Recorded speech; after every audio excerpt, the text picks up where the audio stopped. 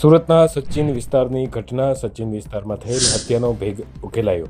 ખૂનના ગુનામાં સંડોવાયેલ આરોપીને ગણતરીની કલાકોમાં સચિન પોલીસે પકડી પાડ્યો છે. ગત 8 તારીખના રોજ રાત્રિના સમયે સચિન તળાવ ફળિયું ભાથીજી પાસે હત્યાની ઘટના બની હતી. મોહલ્લા પાસે ઝાડ કાપવા બાબતે આરોપી તેમજ મરણ જનાર વચ્ચે બોલાચાલી થયેલ. આરોપીઓએ મરણ જનાર ગાંડિયા ઉર્ફે જગદીશભાઈ રાઠોડને ચપ્પુ વડે ઈજા પહોંચાડી અને મોતને ઘાટ ઉતાર્યા હતા. ગુનો કરી અને આરોપીઓ ભાગી ગયા હતા. ત્યારે સચિન સર્વેલન્સ સ્ટાફના માણસોએ ગુનામાં સંડોવાયેલ સુરેશ ઉર્ફે લાલુ હસમુખભાઈ રાઠોડની ધરપકડ કરી અને ઘટનાને અંજામ આપનાર જે જગ્યા પર પહોંચ્યો હતો ત્યાં લઈ જઈ અને વધુ તપાસ હાથ ધરી હતી.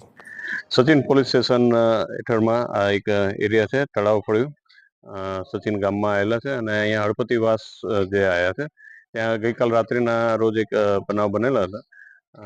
પાડોશમાં રહેતા બે હળપતિ પરિવાર છે, તેમાં એક પરિવારના સભ્યો જે ઝાડવા માનસરોવર પાર્ક આગળ સોસાયટી આવ્યા છે એના ઝાડ એમના ઘર તરફ વધેલા હતા, એને કાપતા હતા, ટ્રીમિંગ કરતા હતા. દરમિયાન જે કહેવાય કે ભાઈ ઇલેક્ટ્રિકના લાઇન પણ અહીંયાથી પસાર થાય છે, એના ઉપર અમુક ડાળખા પડ્યા હતા અને નીચે જે આરોપી છે એના વાહન ટુ વ્હીલર પણ ત્યાં પડ્યા હતા.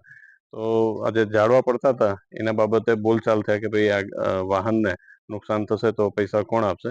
તો એ બાબતે બે પરિવારને બોલાચાલી થઈ, જેમાં બાદમાં વધારે બોલચાલ થતા જેમાં આરોપી છે એને પોતાના ઘરમાં રહેલા ચાકુ વડે જે મરણ જનાર છે ઉંમર 50 વર્ષના ગાંડિયાભાઈ જગદીશભાઈ રાઠોડ જાતે હળપતિ અને જે મારનાર છે લાલો ઉર્ફે એ પણ હળપતિ છે, બંને પાડોશી છે અને મરણ તો ઘા મારી દીધા એક છાતીના ભાગે અને જે 50 વર્ષની ઉંમરવાળા જે ગાંડિયાભાઈ હતા એના સ્થળ ઉપર મૃત્યુ પામેલા હતા.